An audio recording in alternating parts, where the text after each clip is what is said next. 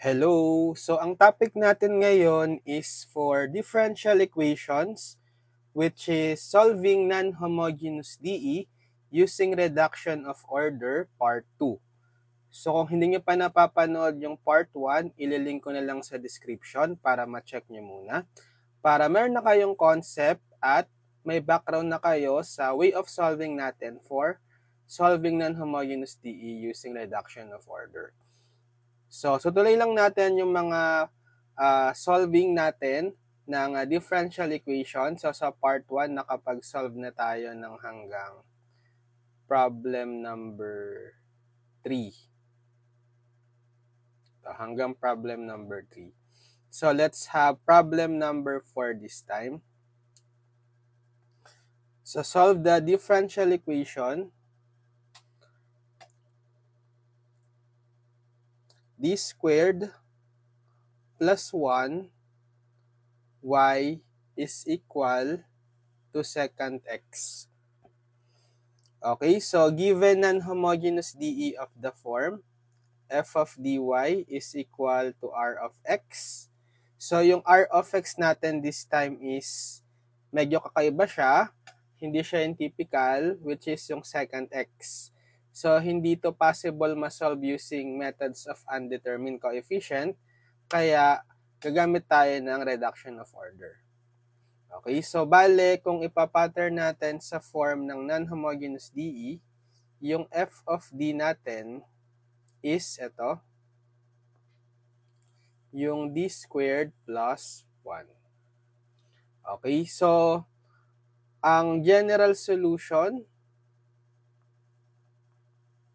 ng non-homogeneous DE is y is equal to yc plus yp, right? So hanapin muna natin si yc. For yc, equate natin tong d squared plus 1 y to 0. Yung homogeneous DE part, right? So hanapin natin yung auxiliary equation. That's f of m is equal to 0, right? Based on sa naturo ko sa inyo sa solving homogeneous DE.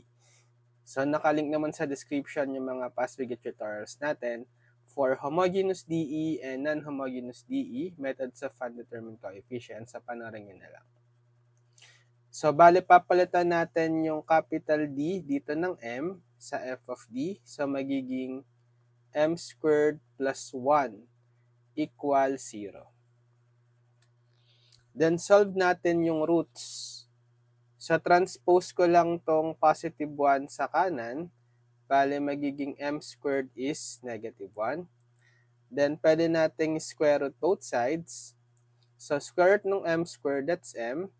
Then magiging plus minus the square root ng negative 1 yan, plus minus i. So anong case ito kapag yung roots natin ng auxiliary equation ay complex conjugate roots? Diba case 3? So kung yung root natin takes the form m is equal to a plus minus bi, so kung ipapattern natin dito sa given, wala kasi tayong real part, diba? Purely imaginary. Lagyan nyo lang ng placeholder na 0 plus minus i para ma-determine natin yung value ng a equal to 0. Tapos yung b, yung coefficient ng i, diba 1? Yan. So pag case 3 ng homogeneous DE, ang form ng ating YC or general solution is, diba, C1 e to the AX cosine BX plus C2 e to the AX sine BX. So substitute natin yung values. So YC is C1 e to the A is 0, X cosine B 1, x plus c2 e to the a again, 0, x sine b, 1x. Pero itong e to the 0x is 1 lang yan, right? So, bale, yc is c1 cosine x na lang plus c2 sine x. So, ito yung form ng yc natin. Next, yung yp naman ang hanapin natin.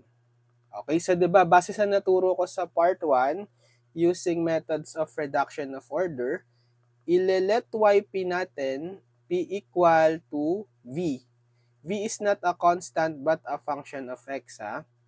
Okay. Times, pipili tayo kahit ano dito sa dalawa. Okay, yung function sa yc. Cosine x or sin x. So, depende sa inyo kung anong gusto nyo.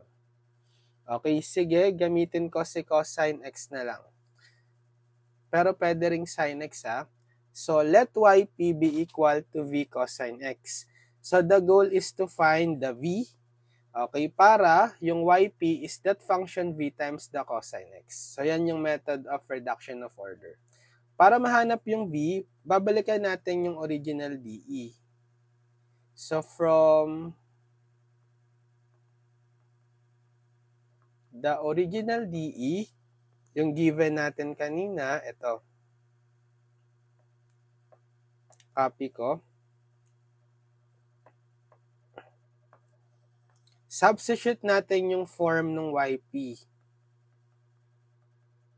Okay, dito. So, substitute natin d squared plus 1 yp.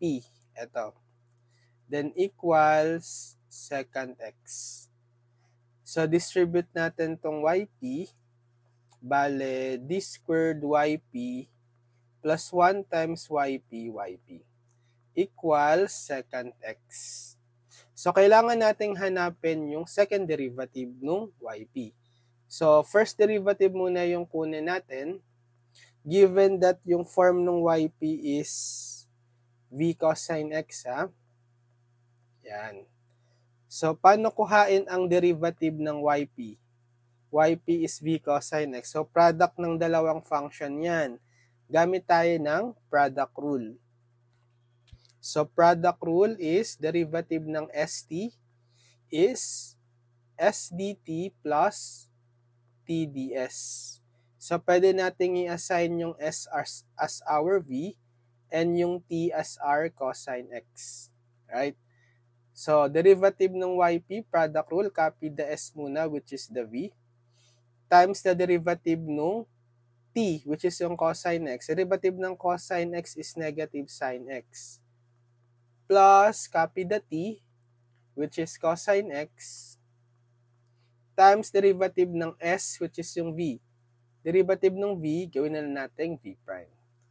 So that, first derivative ng yp is, simplify ko lang, v times negative sine x, negative v sine x, plus v prime cosine x. Yan. So, ang kailangan talaga natin, second derivative, di ba? So, nakaka-first derivative pa lang tayo. I-derivative pa natin yung first derivative para second derivative. So, derivative natin to. So, dito muna tayo sa negative v sine x. So, another product rule yan. Okay. So, again, gamitin natin tong product rule, sdt plus tds. Gawin ko tong s si negative v, tas gawin ko tong t si sin x. So, derivative ng negative v sin x, product rule, copy the s muna, yung negative v, times derivative ng sin x, yung dt, cosine, positive cosine x. Right? Tapos, plus, copy the t, which is sin x, times the derivative ng s na negative v. Bale, negative v prime. Right? Okay. Tapos, ito naman, yung second term, derivative ng plus v prime cosine x. So, sige, product rule uli, assign ko si v prime as rs and si cosine x as the t. Yan. So, bale, plus, copy the s, yung v prime, times sa derivative ng t cosine x, negative sine x. Then plus t, copy yung cosine x, times sa derivative ng s, which is yung v prime. So, first derivative na siya, derivative mo pa, magiging second derivative na or v double prime.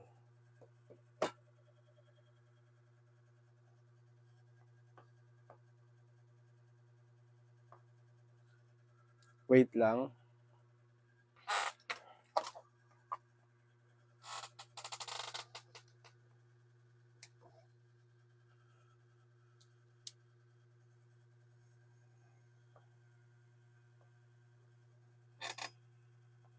Ayan. So, magiging, ano na siya, V double prime, no? Times V double prime. And then, simplify lang natin. So, this squared yp is, bale, negative V cosine x. Then, sin x times negative V prime, magiging negative V prime sin x. Tapos ito, plus V prime times negative sin x, so negative V prime sin x din. And then, cosine x V double prime. Unahin ko na lang isulat si V double prime followed by cosine x. Tapos, simplify natin kung merong mako-combine, combine natin. Ito, di ba? Si negative B prime sin x minus B prime sin x. So, itong negative V cosine x, copy lang. Tapos, ito nga, i-combine natin, negative V prime sin x minus V prime sin x. Negative 2 na. 2V prime sin x. Right? Tapos, plus V double prime cosine x. Ayan. So, pwede na ngayon nating i-substitute dito sa equation natin. Okay. So, pag sinubstitute natin, bale yung second derivative ng yp, ito na siya. Sige, copy ko. Ito, diba?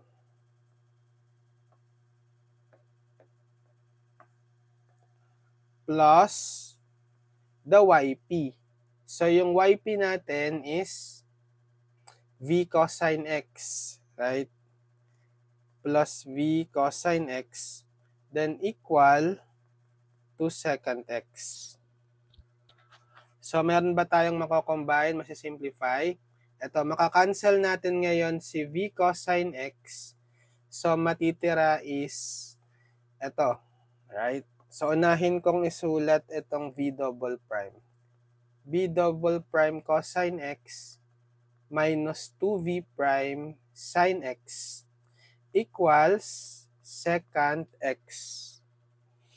So, paano natin to isosolve? Again, pwede itong maging linear DE. Pero divide ko muna both sides by yung coefficient ng v double prime cosine x. So, distribute, bale, v double prime cosine x over cosine x minus 2v prime sin x over cosine x equals, kasi yung secant x over cosine x, yung cosine x, that's the same as secant x, di ba? Kasi reciprocal identity. So, secant x times secant x magiging secant squared x na siya. Okay? So, makakancel tong cosine x. Matitira is v double prime minus 2v prime. Ano yung identity for sin x over cosine x?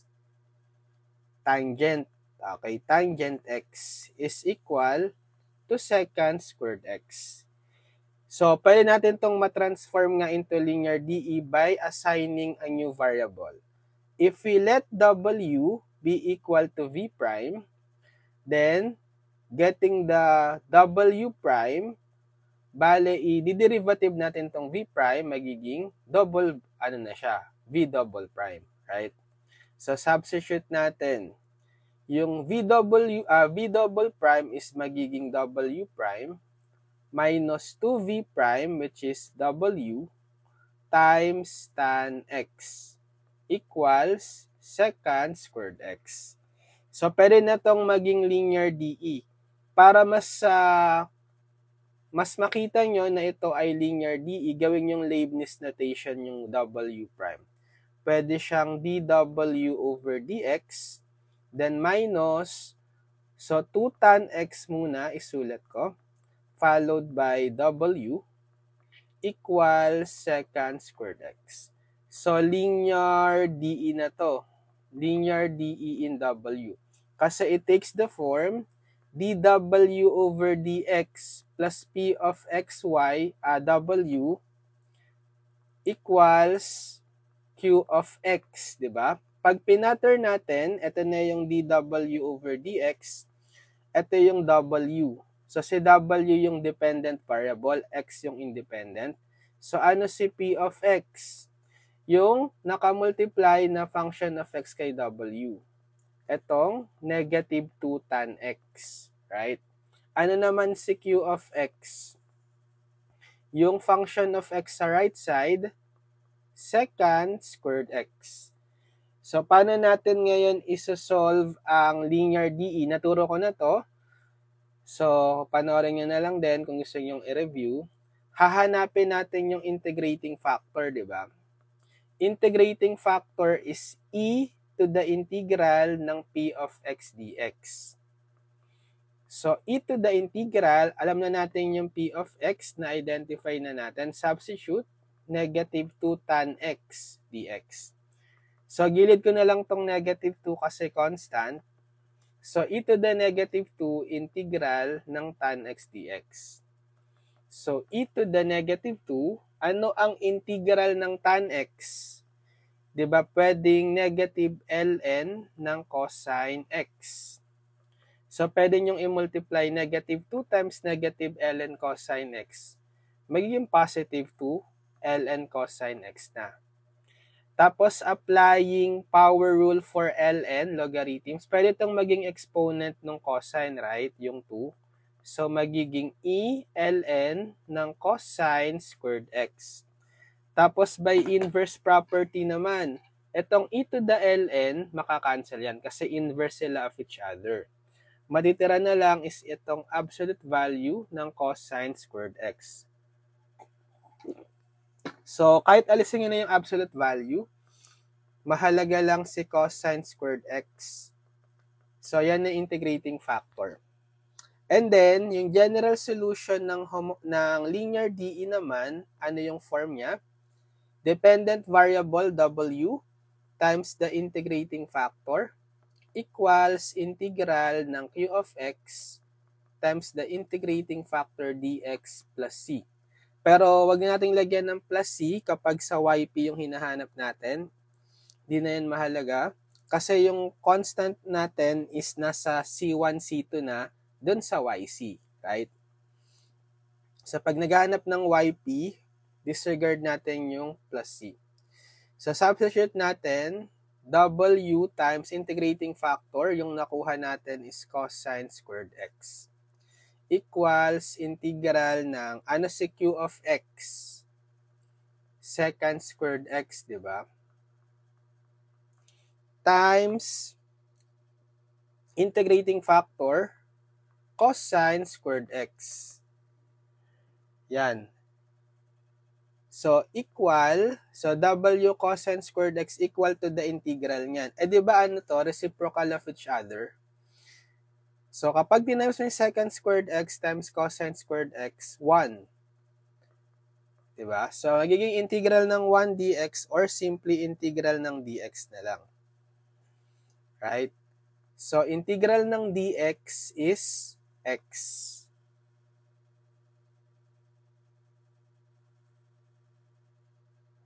Tapos, equal sa left side to W cosine squared x.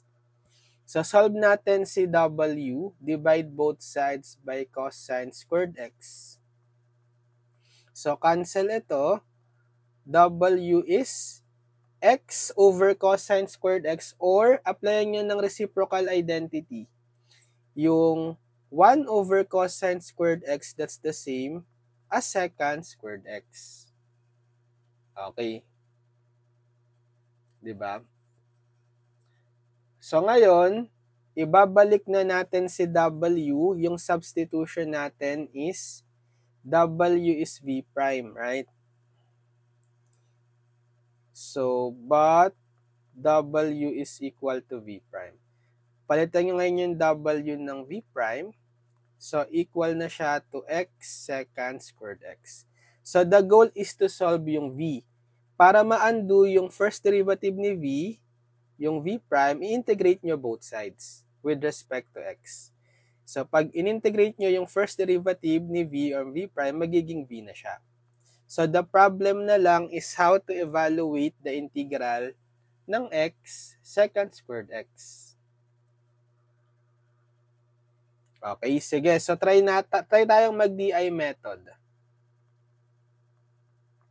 Integration by parts kasi yan. IBP by DI method. So, kung nakalimutan nyo yung pag-integrate using DI method, integration by parts, panoorin nyo yung video tutorials ko sa Integral Calculus playlist, integration by parts using DI method. So, try ko i-assign kay derivative yung x, then yung kay integral yung secant squared x. So, by the way, maglalagay tayo ng alternating plus minus sign sa gilid. So, check natin yung derivative ng x, i-differentiate natin until makareach tayo ng zero derivative. So, derivative ng x, 1. Kasi pa siya 0, try natin derivative ng 1, 0. Ito yung case 1 ng DI method. So, stop na tayo. Then, check natin yung integral ng secant squared x. Kailangan matapatan nyo ng integral ng dalawa, itong secant squared x, yung 1 tsaka 0. Diba, madali lang naman i-integrate yung secant squared x, standard yan. Ang integral ng secant squared x? Tan x. Isa pa, anong integral ng tan x? Standard din yan, negative ln cosine x. Ayan. So, paano ngayon isulat yung sagot?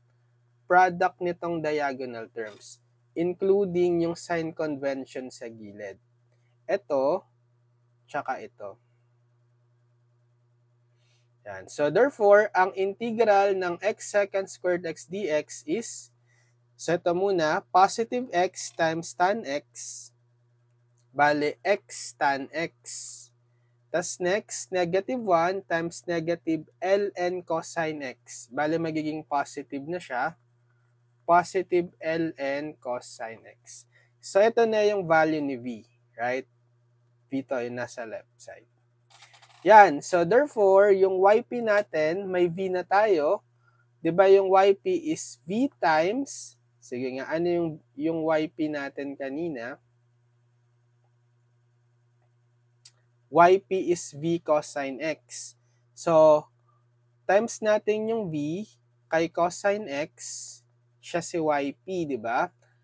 Palit nyo na ngayon yung value ng v na nakuha natin. So, yp is x tan x plus ln cosine x times cosine x. So, distribute nyo ngayon tong tan x. I mean itong cosine x pala.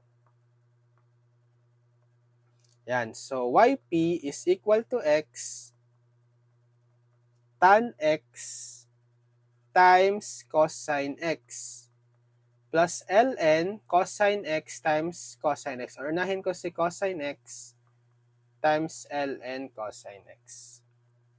So, pwede nyo itong isimplify yung tan x cosine x. Isulat nyo yung tan x as identity sin x over cosine x. Tas times cosine x plus cosine x ln cosine x. So, makakancel nyo tong cosine x. Therefore, yp is, bale, x times sin x na lang, plus cosine x, ln cosine x. Yan. So, ito yung ating yp.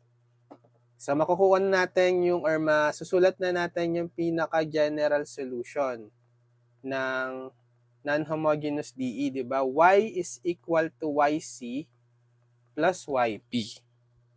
So, y is equal, so yung yc, balikan natin, ano yung nakuha nating yc kanina? Si yc ay ito. C1 cosine x plus C2 sin x, diba? So, copy na lang natin.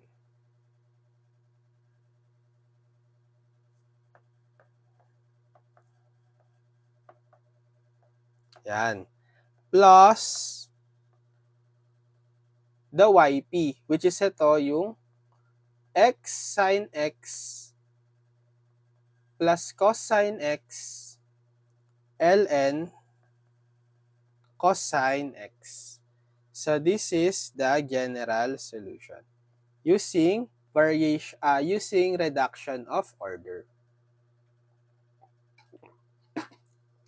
Gets? Okay, next. So problem number ano na to? Number 4. Let's have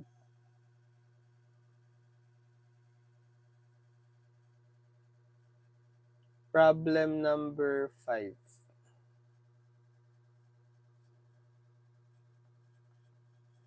So sulat ka muna. Problem number 5, d squared plus 1 y is equal to cosecant cube x. Yan. Okay, so ang given natin or yung form ng non-homogeneous DE, f of dy time equals to r of x, right? So yung r of x natin, kakaiba uli, cosecant cube x. So hindi ito pwedeng isolve using methods of undetermined coefficient. Okay? Gamit tayong reduction of order, bale yung f of d dito is yung t squared plus 1. So for, ano muna tayo? Sige, yung general solution nga uli nito, ng non-homogeneous DE is y is equal to yc plus yp. So kailangan nating hanapin si yc at yp. For yc muna tayo. So equate lang natin to 0 yung d squared plus 1 y. Okay? So, ito yung magiging homogeneous DE solution. So, paano i-solve yan? Hanapin yung auxiliary equation, which is given by f of m is equal to 0. So, yung f of m, bale, papalitan nyo yung capital D ng m sa f of d. Bale, m squared plus 1 is equal to 0. Then, solve for the roots. Transpose nyo lang si positive 1 sa kanan, bale m squared is negative 1. Then, get the square root ng both sides. Okay, so square root ng m squared m. And then, plus minus yan, square root ng negative 1, I. So, divide rin yung kanina, dun sa number, number 4. Diba? Ano yung yc natin dyan? C1 cos sin x plus C2 sin x. Kapareho lang eh. Diba? Recall sa problem number 4. Yan. Sa problem number 4, m din natin is plus minus I. So, same lang sila ng yc na C1 cos sin x plus C2 sin x. Applying case 3 ng solving homogeneous DE. Yung may complex conjugate roots. So, meron na tayong yc. Next, for yp naman. So, for yp, let yp be equal to v, function of x times, so pili tayo sa cosine x or sin x. Sige, try naman natin. Kanina pinili ko si cosine, no? Try ko naman ngayon si sin x. So, kahit ano naman yan sa dalawa, pwede yan. Okay? So, hanapin ngayon natin si v. Paano? Using the original DE.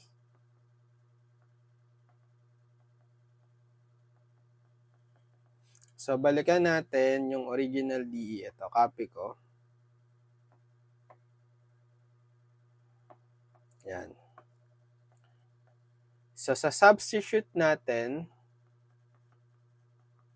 si yp. Right?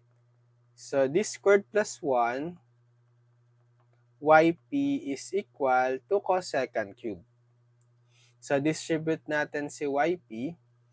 Bale, this squared yp plus 1 times yp is equal to cosecant cube x. Yan. So, kailangan uli natin ng second derivative ni yp. Y natin. So, yung first derivative muna, given that yung form ng yp natin ngayon is v sin x. So, product rule uli. Derivative ng st is s dt plus t ds. So, assign natin yung s as the v and yung t as the sin x. So, product rule, derivative ng v sin x, copy the s which is the v, times derivative ng sin x, cos sin x, plus copy the t which is sin x, times derivative ng s, ds which is derivative ng v, dito ka sulat, v prime. Okay? So, ito yung first derivative. Next, second derivative naman, okay, derivative natin tong dyp. So, dito sa v cos sin x product rule ulit, let's say ito si s, si v, ito si t, si cos sin x. So, s dt plus t ds, copy the s, which is the v, times dt, derivative ng t, yung cos sin x, negative sin x, plus copy the t, cos sin x, times derivative ng s, yung v. Derivative ng v, v prime. Lagay ko na lang sa unahan. Okay? Ito pa lang yan, ha? Ito pa, next. So, i-derivative naman natin itong v prime sin x. So, another, product rule. So, si v prime gawin kong s, si sin x gawin kong t. So, s dt plus t dt ulit, product rule, copy the s, which is v prime, times derivative ng dt, which is derivative ng sin x, positive cosine x. Then, plus t, which is sin x, times derivative ng s, yung v prime.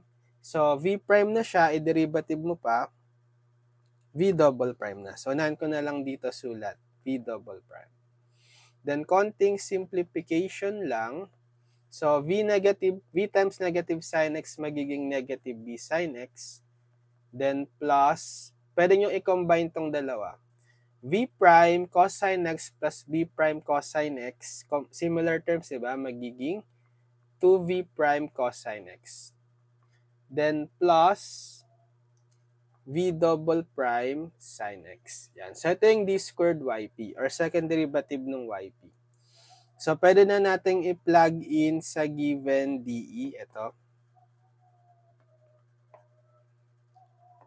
Yan. So, si d squared yp, substitute natin. Copy ko na lang to. Okay. Plus the yp. Yung yp, anong form ng yp natin kanina? V sin x, di ba? Ito, V sin x. So, plus the yp which is V sin x equals cosecant cube x. So, meron ba tayong mako-combine similar terms? Ito, si negative V sin x plus V sin x makakancel. So, matitira is itong dalawang terms. So, unahin ko tong highest derivative, yung V double prime times sin x plus 2v prime cosine x equals cosecant cube x. So, alisin ko yung coefficient ng v double prime na sin x para ma-transform into linear de. Bali, divide ko both sides by sin x. Yan. So, distribute dito si sin x, v double prime sin x over sin x plus 2v prime cosine x over sin x is equal to cosecant cube x. Kasi yung 1 over sin x, ano yan? Diba cosecant din? Diba? So, kapag minultiply nyo ngayon, cosecant cube x times cosecant x magiging cosecant to the 4th. X na siya. So, simplify lang natin. Dito makakancel na si sin x magiging v double prime plus 2v prime. Ano ngayon yung identity for cosine x over sine x? Cotangent. Okay, x equals cosecant to the fourth x. Yan. So, para ma-transform into linear DE, mag-introduce ulit tayo ng variable w. Parang kanina, let w be equal to v prime. Para pag kinuha yung w prime, it's equal to the second derivative na ng v prime. Right? So, substitute nyo ngayon. So, v double prime is magiging w prime plus 2v prime w cotangent x is equal to cosecant to the fourth x. Okay? So, linear DE na to. Linear DE in W. So, para mas visible to you, gawin yung Leibniz notation yung W prime. That's the same as dW over dx plus 2W cot x. Unahin ko na lang si cot x times W equals cosecant to the fourth x. So, ang linear form natin is dW over dx plus P of xW is equal to Q of x.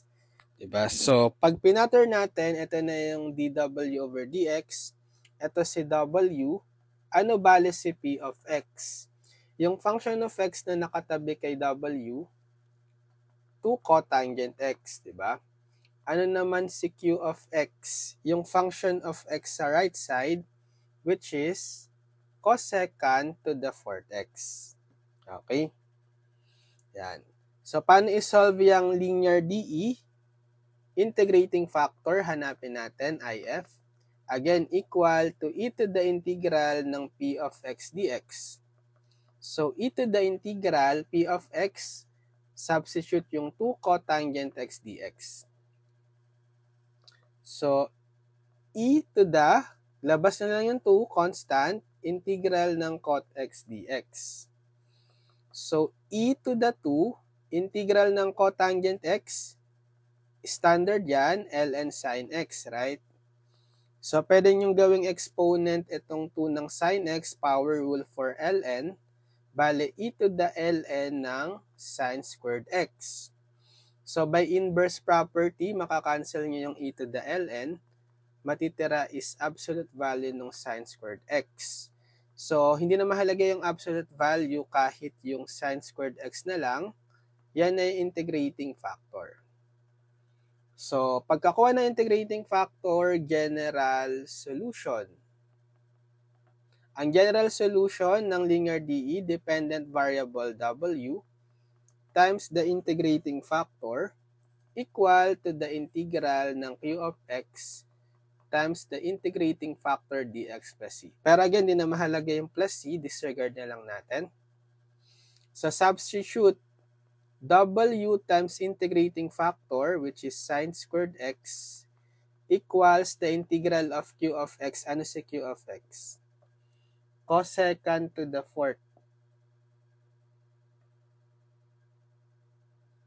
Cosecant to the fourth x times the integrating factor, sin squared x. Diba? dx. So, paano integrate ngayon yan? Diba yung cosecant to the fourth x, that's the same as 1 over sin to the fourth x, reciprocal identity. Tas times sin squared x dx. Okay, so makakancel tong sin squared x. Etong sin to the fourth, yung second power makakancel, magiging squared na lang. Bale, 1 over sin squared x dx. Or balik nyo siya in terms of cosecant, 1 over sin squared x is cosecant squared x dx. Which is, kapag in-integrate natin to, standard naman yan, di ba? Okay, anong ang integral ng cosecant squared x? Negative cotangent x. Okay? So, bring down natin yung nasa left side, w sin squared x. Okay. So, para ma-solve si w, divide ko lang both sides by sine squared x. So, cancel na si sine squared x. W is, bale, negative cot x times, kasi yung 1 over sine squared x, diba, that's reciprocal identity, cosecant squared x. Okay? Yan. So, ibabalik na natin yung W in terms of V prime, diba? We let W be equal to V prime kanina. Remember? Yan. So, sa substitute natin, hindi to let. Sabihin ko, but W is V prime, kaya palitan natin yung W ng V prime equals negative cot x times cosecant squared x. Okay? So, integrate natin ngayon both sides para ma-undo yung V prime with respect to x. So, integral ng V prime, magiging V na siya. So, paano ngayon i-integrate yung negative cot x cosecant squared x? Pwede tayong mag-u sub, di ba? So, let u be equal to cot x. Kasi, derivative ng cot x, tamang-tama, derivative ng u du, derivative ng cot x is negative cosecant squared x dx. Ito, makukuha niya yung term na to. Yan. So, substitute, integral ng cot x is u. Tapos, yung negative cosecant squared x dx is du na lang. Yan. So, evaluating the integral ng u, power rule. Integral ng u du, di ba, u squared over 2. Tapos, ibalik natin si u as cotangent x. Bale, we have cot squared x over 2. So, ito na si v. Yan. So, ngayon, meron na tayong v. Pwede na natin i-plug in sa yp form. Diba yung yp natin is v times sin x kanina? So, yp is, palitan yung value ng v. Bale, pwede siyang 1/2 cot squared x, right? Times the sin x. Okay? Pwede pa yung mas-simplify kasi isulat natin yung cot squared x in terms of reciprocal identity. Diba? Cos squared x over sin squared x. Okay, times the sin x. So, makakancel nyo tong sin x. Tapos,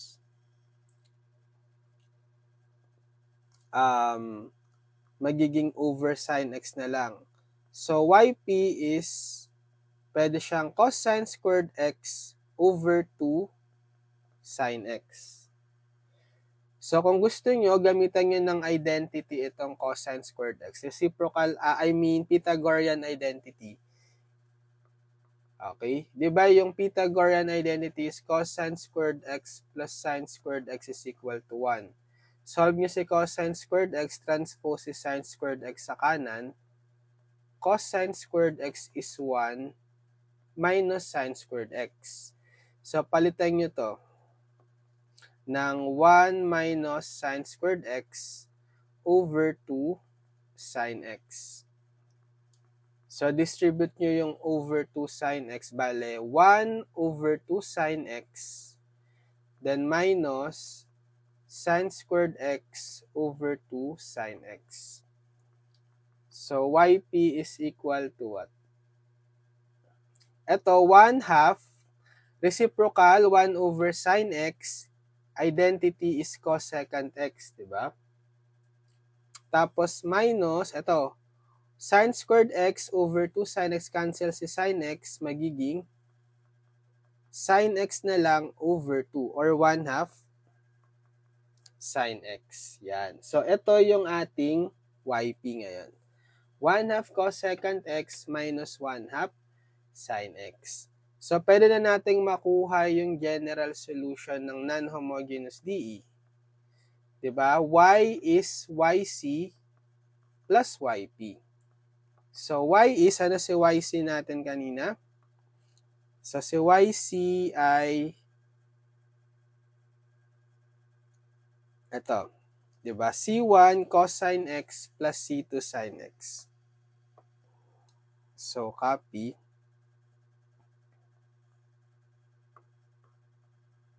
And then, plus the yp. So, yung nakuha natin is, ito, 1/2 cos second x minus 1/2 sin x. So, this is the general solution. Okay?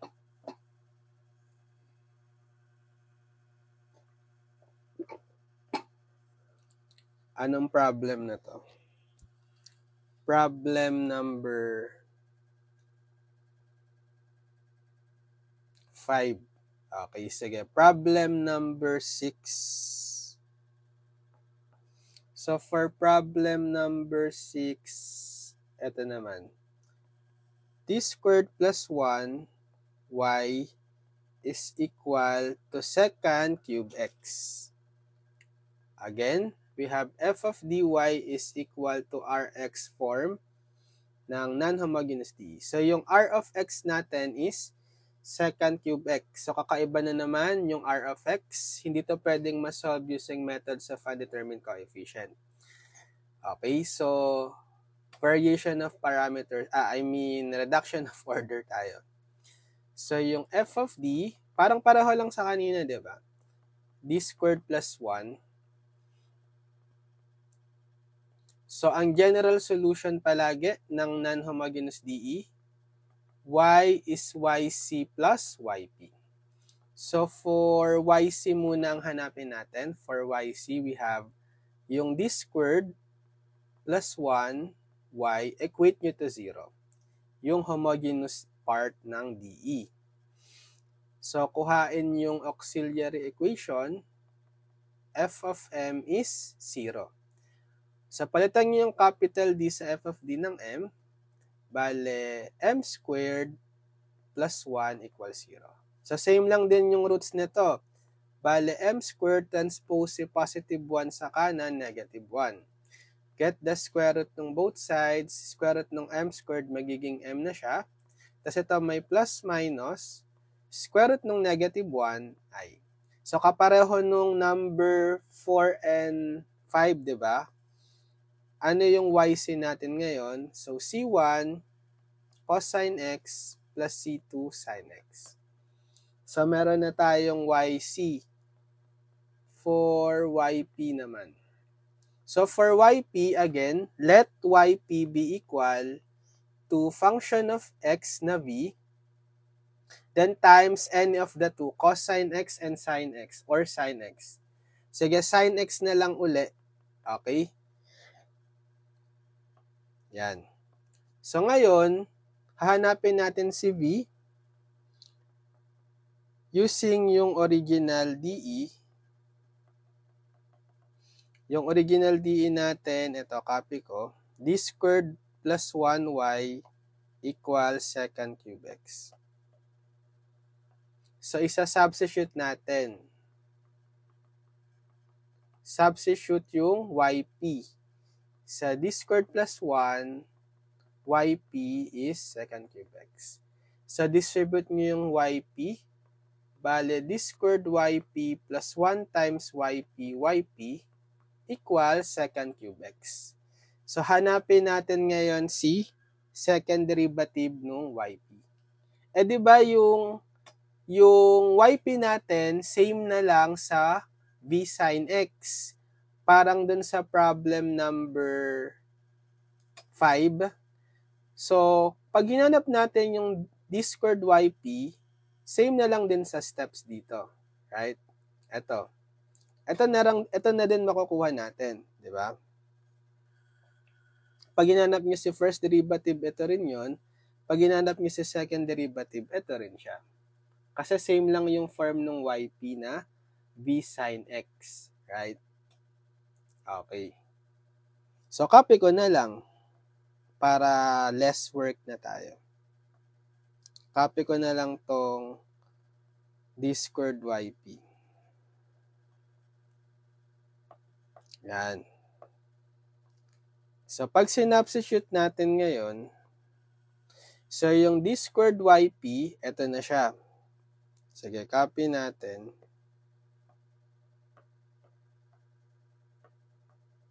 Kurang onte. Then, plus the yp. So, again, yung yp is v sin x equals secant cube x. So, simplify natin. Mako-combine ba tayo? May mako-combine ba? Ito, so negative v sin x plus v sin x makakancel. So, matitira is itong two terms. So, unahin ko yung highest derivative, b double prime sin x plus 2v prime cos sin x equals secant cube x. Sige, divide ko both sides by yung coefficient ni b double prime na sin x para ma-convert natin to linear.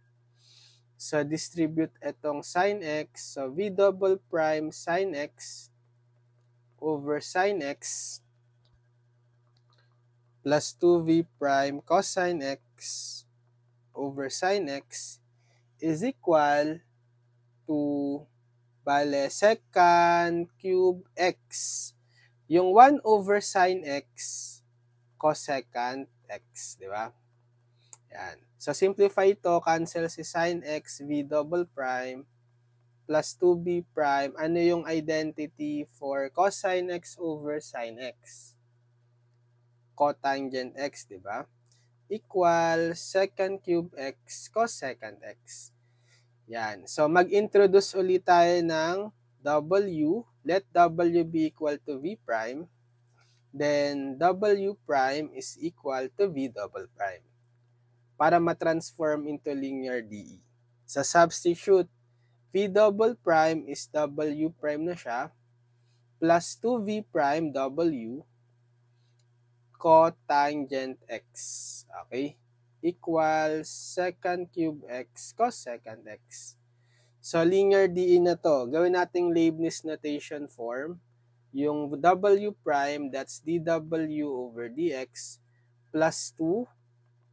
Unan ko si cot x times w equals secant cube x cosecant x. So, ito ay takes the linear DE form. dw over dx plus p of xw equals q of x. Pag pinatter natin, ito na yung dw over dx, ito na yung w, ano si p of x? Yung function of x na nakamultiply kay w, 2 cot x, right? Tapos si q of x naman, yung function of x sa right side, which is secant cube x cosecant x. Okay, para mahanap yung integrating factor, use the formula e to the integral ng p of x dx. So, e to the integral sa p of x is substitute 2 cotangent x dx. So, labas tong 2 constant, e to the 2 integral ng cot x dx. So, e to the 2, ano integral ng cot x dx? ln sin x, di ba? So, by power rule of ln, pwedeng maging exponent ni sin x yung 2. So, e to the ln magiging sin squared x. By inverse property, makakancel nyo to. Matitira is yung absolute value ng sin squared x. So, hindi na mahalaga yung absolute value kahit yung sin squared x na lang. Ang gamitin natin integrating factor. Okay, so general solution na tayo. Again, general solution ng linear DE, dependent variable w times the integrating factor equal to the integral ng q of x times the integrating factor dx plus c, or wag nating lagyan ng plus c, hindi na mahalaga yan kapag yp, di ba? So, substitute natin w times the integrating factor sin squared x equals to the integral ng q of x. Balikan natin. Ito yung value ng q of x, secant cube x cosecant x. Then times pa natin sa integrating factor na nakuha yung sin squared x dx. So, paano ngayon i-integrate yan? Okay. So, gamitan natin ng identity, bale, eto, retain ko lang si second cube x. Dito kasi tayo magkakaroon ng similar terms eh. Yung cos second x, gawin ko siyang 1 over sin x times sin squared x dx. So, second cube x times, makakancel itong sin x. Yung sin squared x, isang sin x na lang. Or sin to the first power na lang. Okay? So, paano ngayon natin to i-solve?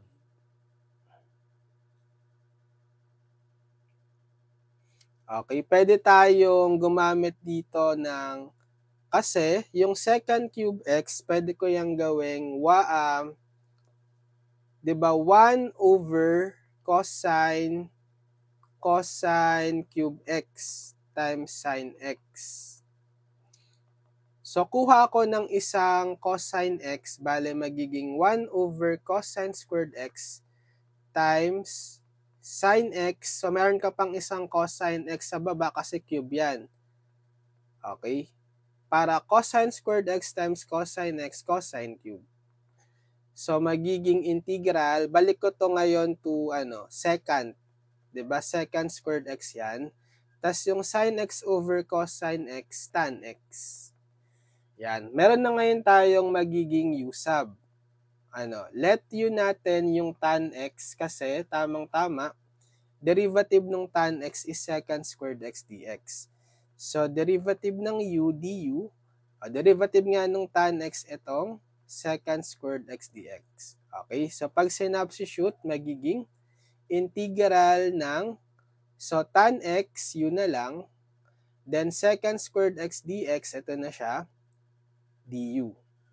So, integral ng u du, power rule, 1/2 u squared or u squared over 2. Diba? So, balik lang natin yung u as tan x. So, bale, tan squared x, kasi naka-square si u, over 2. Yan. So, diba, ito yung integral sa left side, sa right side, naka-equate siya sa left side na w sin squared x. So, bring down natin sa kaliwa. Yan. So, isolve natin ngayon si w, divide ko both sides by sin squared x. So, cancel ito. Yung sin squared x magiging w is equal to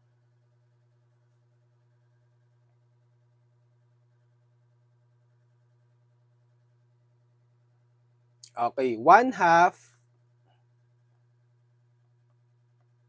tan squared x over sin squared x. Okay.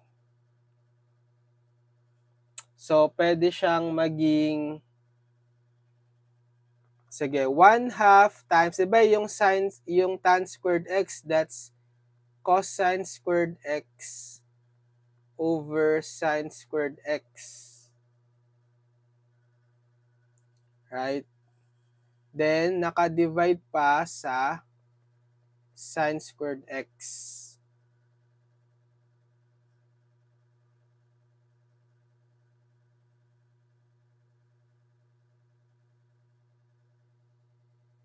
Ay, baliktad pala, sorry. Yung tan squared x, cotangent pala yon. Sin squared x over cosine squared x, baliktad. So, naka-divide by sin squared x. So, mangyayari, magiging 1/2 numerator sin squared x over cosine squared x times sa reciprocal ng denominator na sin squared x over 1 yan. Reciprocal is 1 over sin squared x. E di makakancel mo to. So, ang natira is 1/2 1 over cosine squared x. Okay? So, bale 1/2, reciprocal identity, 1 over cosine squared x, that's second squared x. Okay? So, therefore, ito yung value ng W. Yan. So, babalik natin ngayon yung W, di ba? Kanina, we let W kanina be equal to V prime. Dito, di ba? Okay, so para ma-solve si V prime, palitan natin ngayon yung W ng V prime equal to 1/2 secant squared x. Yan. So para ma-solve si V, ma-undo yung first derivative or V prime, integrate natin both sides. With respect to x tayo ha. So pag dinifferentiate, pag in-integrate mo yung first derivative, magiging V na siya. 'Di ba? Ma-undo yung first derivative. So ano ngayon yung integral ng 1/2 secant squared x? 'Di ba standard 'yan? So labas niya lang yung 1/2 constant times integral ng secant squared x dx. So 1/2 integral ng secant squared x standard, sagot is tan x, 'di ba?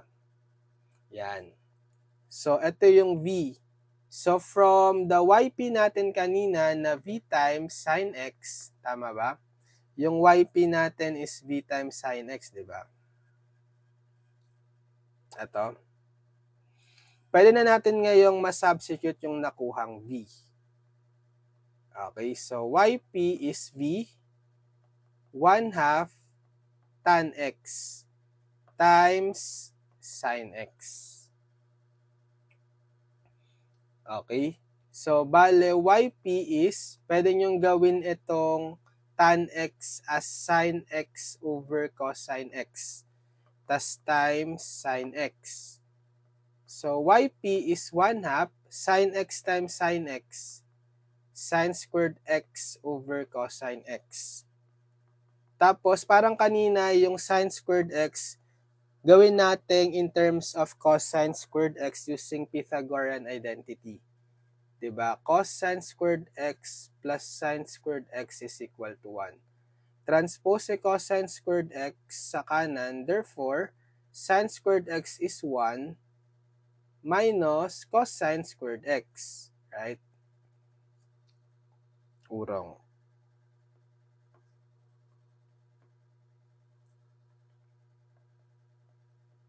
Yan.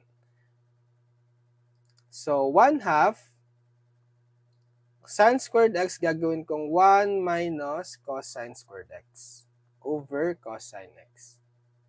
So, YP is 1/2. Sige, distribute natin tong cosine x. So, 1 over cosine x minus cosine squared x over cosine x. So, YP is 1/2 times, ano yung identity for 1 over cosine? Secant x. Minus, ito makakancel nyo lang si cosine x sa baba. Yung cosine squared x sa taas, magiging cosine to the first x na lang. Or cosine x. So, pwede nyo i-distribute yung 1/2. YP is 1/2 secant x. Then minus 1/2 cosine x. Okay, so ito ngayon yung YP. Yan, so makukuha na natin yung general solution ng non-homogeneous DE, diba? Y is YC plus YP. So, Y is YC. Ano ulit si YC? Balikan natin. Si YC is ito. C1 cosine x plus C2 sin x.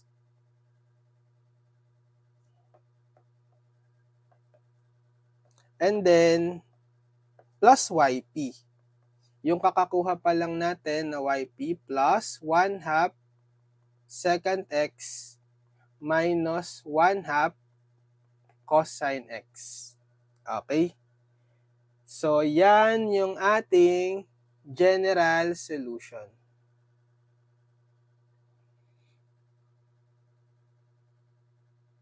Gets? Ayan.